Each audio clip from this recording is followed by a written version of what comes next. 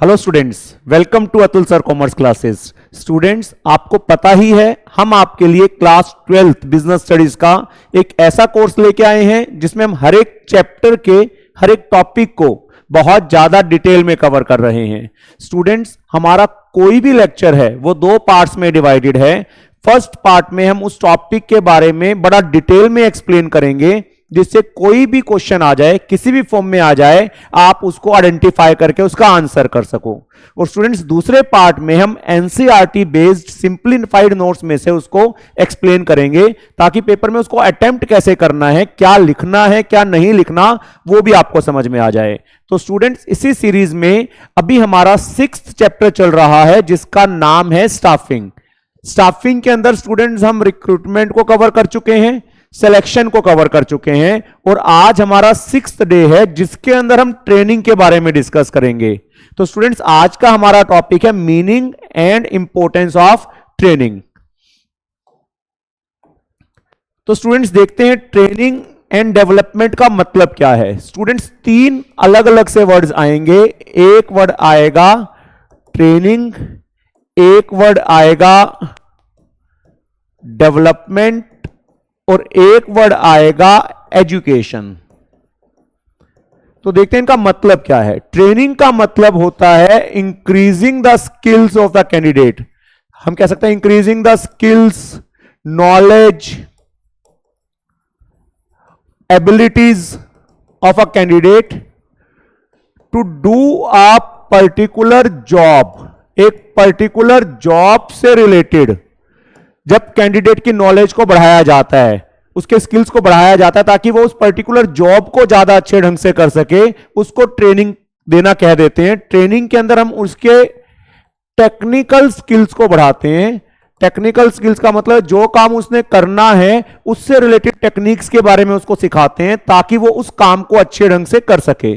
तो कह सकते हैं training is job oriented. Job oriented का मतलब है एक पर्टिकुलर जॉब को ज्यादा अच्छे ढंग से कैसे कर पाए, उसके लिए हम उसको ट्रेनिंग दे रहे हैं। डेवलपमेंट थोड़ा सा ट्रेनिंग से अलग है।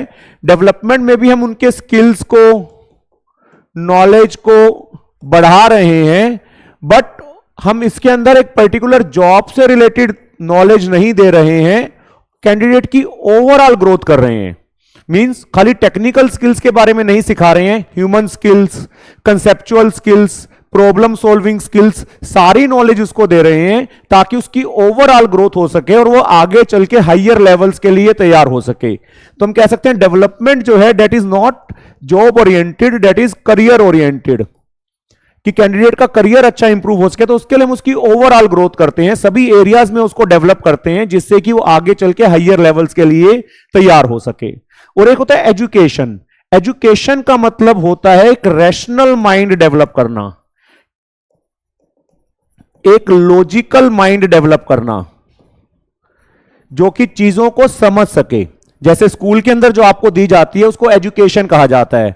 तो स्कूल के अंदर हमारा पर्पस क्या है कि आपका एक लॉजिकल माइंड डेवलप हो जाए, एक रैशनल माइंड डेवलप हो जाए, जो चीजों को समझे, चीजों के बीच में क्या रिलेशनशिप्स हैं उनको समझे, आसपास जो आपके फिनोमिनाज हो रहे हैं, प्रोसेसेस हो रहे हैं, वो कैसे हो रहे हैं, उनके बीच में क्या रिलेशनशिप है, लॉजिकली चीजों को समझे। तो एक लॉजिकल माइंड डेवलप करने को हम एजुकेशन प्रोवाइड करना कहते हैं, ताकि हमें रियल लाइफ में जो हमारे आसपास चीजें हो रही हैं उनकी समझ आ जाए कि वो क्यों हो रही हैं, उनके पीछे होने के लॉजिक क्या है। तो एक लॉजिकल माइंड या रैशनल माइंड को डेवलप करने को एजुकेशन कह देते हैं।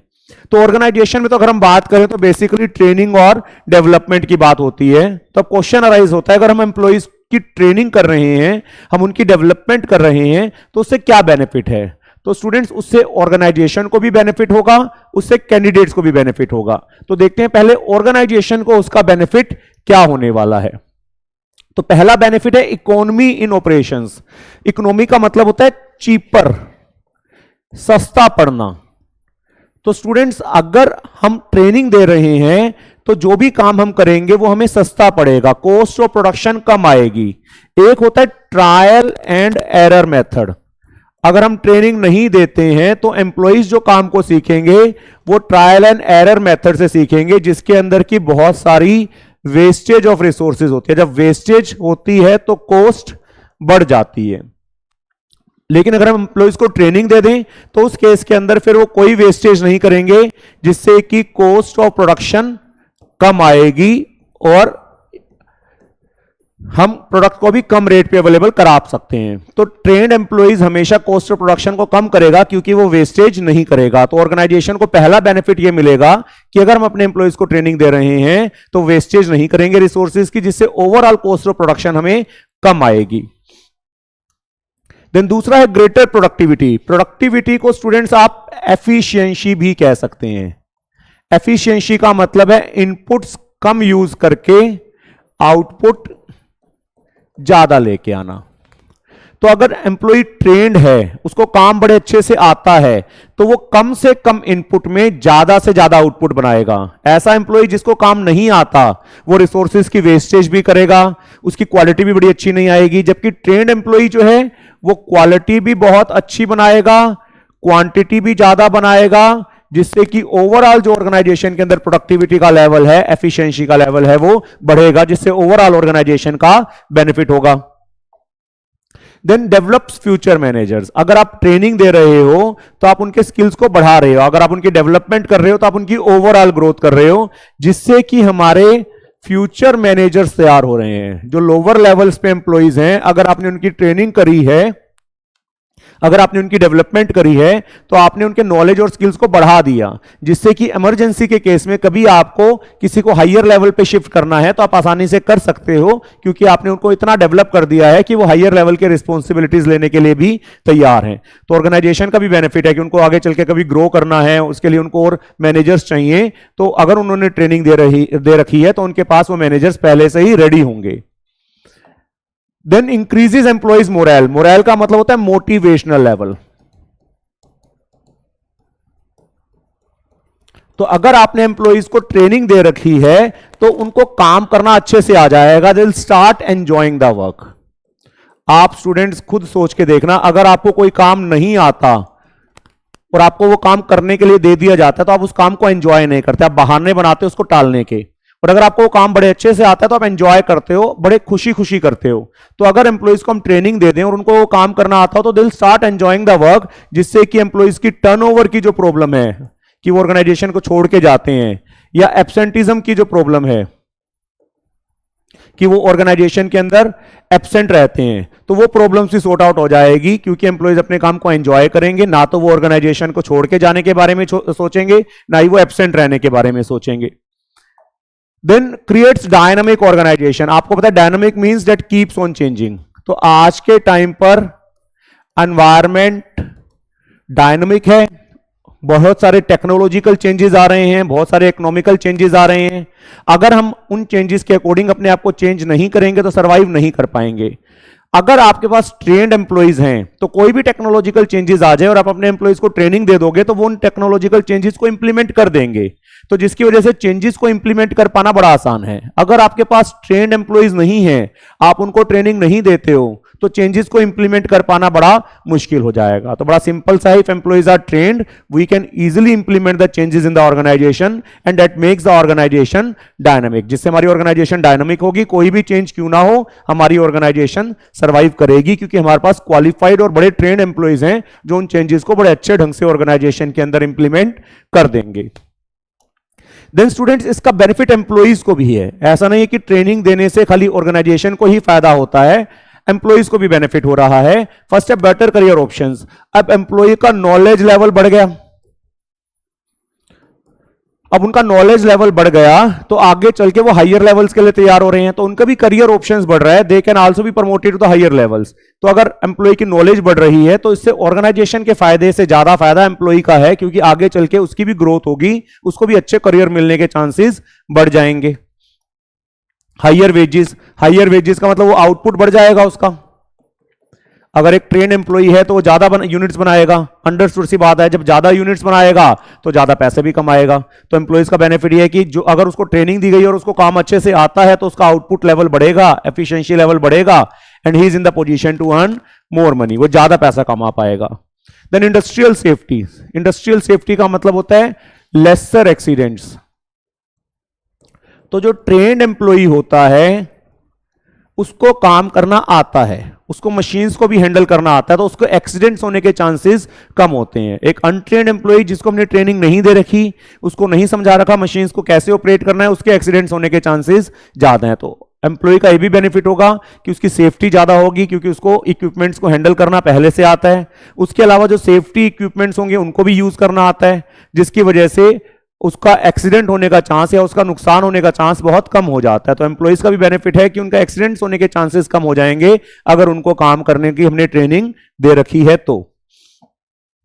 Then higher morale, higher morale मतलब उनका मोटिवेशनल लेवल ज्यादा रहेगा और वो काम करते वक्त हमेशा हैप्पी फील करेंगे, सैड नहीं रहेंगे, क्योंकि उनको काम करना आता है। तो ये भी एम्प्लॉय का बेनिफिट है कि they will start enjoying the work, they will enjoy their work and they will remain more happy while doing the work। तो एम्प्लॉइज का ये फायदा भी हो रहा है। तो स्टूडेंट्स अब देखते हैं एनसीईआरटी में इसके बारे में क्या दे रखा है। अगर एग्जाम में आता है तो आपको क्या अटेम्प्ट करना है, कौन कौन से पॉइंट्स को कवर करना है। तो ट्रेनिंग का मतलब मैंने आपको बता दिया, it is the process by which the aptitudes, skills, knowledge and ability of the employee to perform a specific job are increased. मैंने बताया स्पेसिफिक जॉब से रिलेटेड नॉलेज को बढ़ाया जा रहा है। The main purpose is to enable the employee to do the particular job in a better way. हमारा purpose है कि एम्प्लॉय जो इस काम को कर रहा है उस काम को और अच्छे ढंग से कर सके। It is the act of increasing the knowledge and skill of an employ for doing a particular job.